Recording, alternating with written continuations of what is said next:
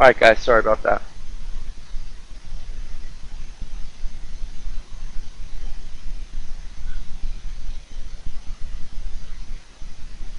So who traded crude?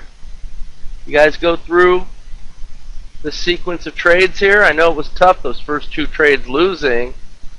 How many of you actually stuck with the plan? Just curious.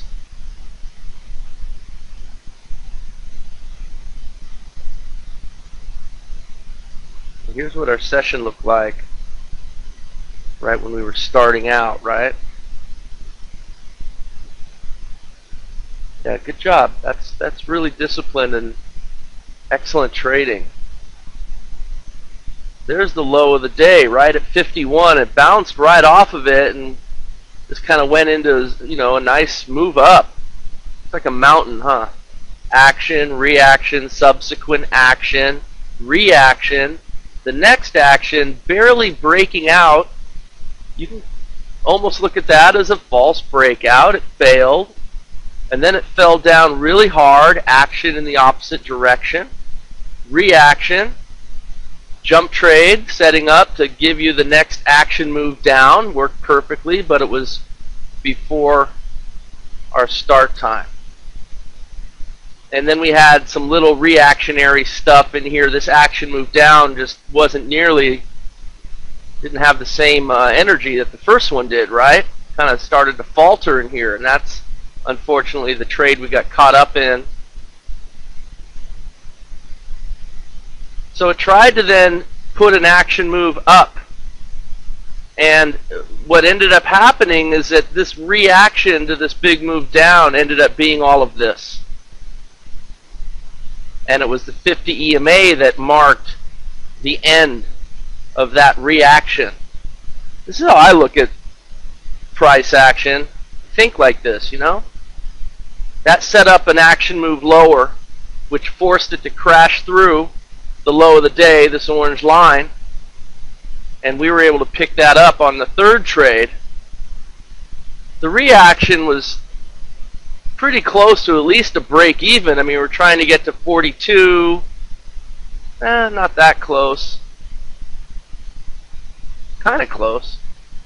Just by four ticks. But then the action moved down, we were able to grab. And so when you look at it and back off and zoom out, you see here's your action move, right? From, you know, once it's happened, it's easy to see. The action move, we thought it would end here. There was a little bit of a reaction, but really it ended here. It just started to falter a bit, and then your reaction into the line, you see? And so remember, action, reaction, subsequent action. The subsequent action tends to mirror the first action. That's your typical way that price action works, but it could happen on different time frames. So if you were to put this on a higher time frame chart, you'd clean it up and you wouldn't necessarily see all this noise that happens in here, right? Maybe on a 610 tick or something like that, you definitely see it cleaner. But the principles are what they are, and they exist, and you can see how that, you know, wasn't exactly the same. Nothing's exact in trading, but that's the general idea, right? If it did go lower, we would have gotten the power of quitting. As it is, we got to within 5 ticks. So not bad starting out with 2 losses and then picking up that third trade to get, you know, nothing. 5 ticks down on this type of thing is pretty darn good, actually, when you think about we still have a chance to get positive with the crude report coming out.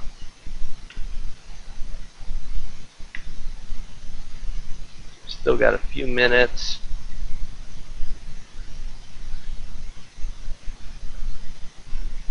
Counterpunch was interesting.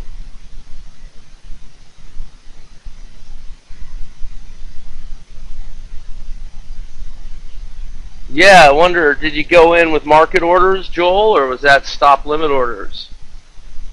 Yeah, that's the reason.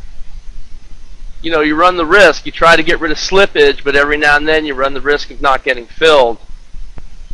So with Counterpunch, go back to the same thing we were looking at with Trend Jumper, to kind of look at apples to apples here. There's the low of the day right at 51.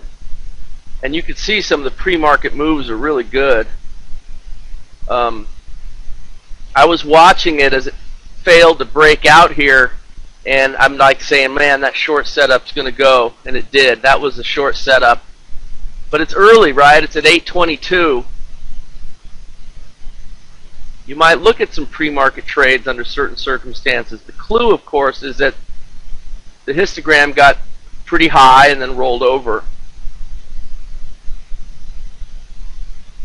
Made for a nice trade. And then for us, with getting in sync at 850, notice the green trade did not get to the first target, and it popped up here right at, actually it was there, right at 850. Just watching it. Hit the entry and then pushed down and hit target 1. So that would have been a partial winner, right? And then stopping out around the jump line or this blue dotted line. So that ends up being a partial winner. Then you had the long trade. It was the same one we got in with Trend Jumper, and that one missed by 3 ticks. So that one, unfortunately, didn't make it. Almost did, but then we got the short. This came a bar earlier, I believe, than Trend Jumper, and that one went all the way, as you know, because we were in that trade. So starting at 850, that's power of quitting in a big way right there.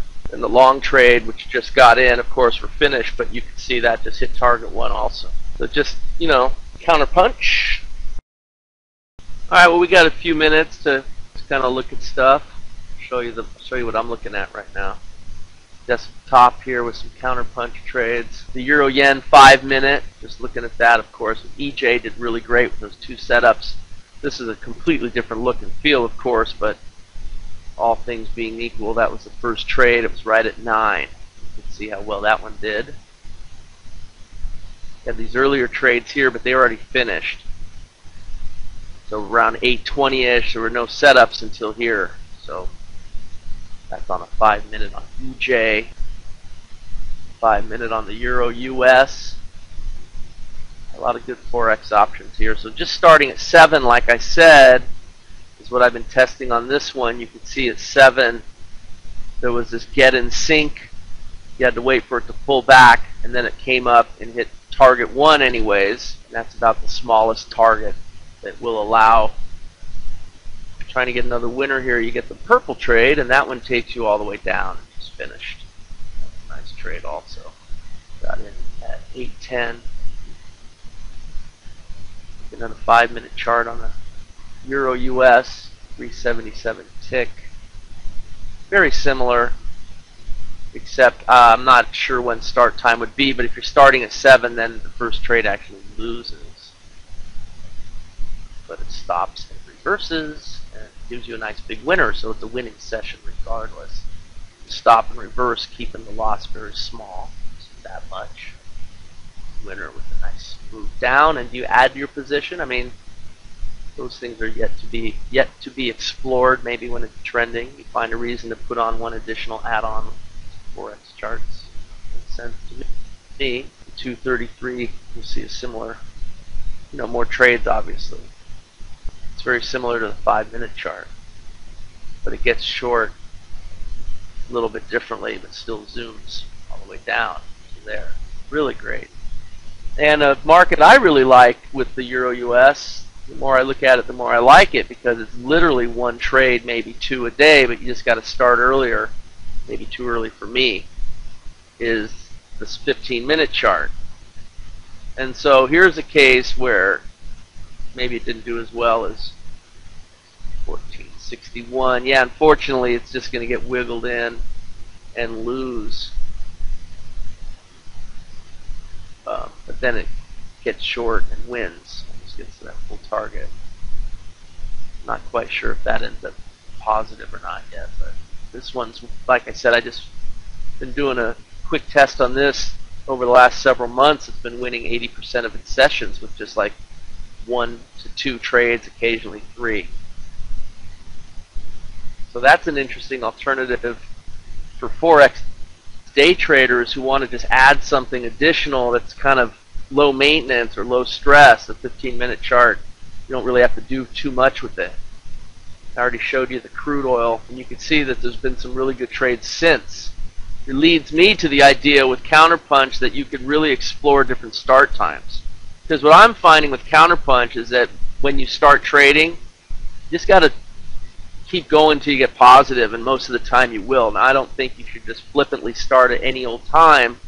You definitely want to test for trade planning and start times, but I don't think you have to just commit to the 8:50 a.m. start time. You might want to start later in the morning, and you can start testing and see. Maybe if you're like me on the West Coast, you want to sleep in and start trading later.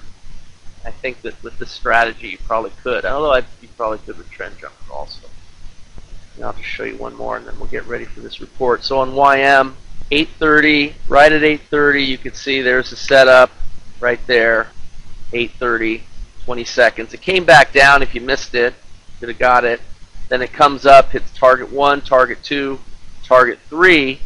Remember, that's the right edge of the chart. Perfect target. Falls down, stops out, done for the day on a big winner, whether you're trading 1, 2, 3, or even 4 positions.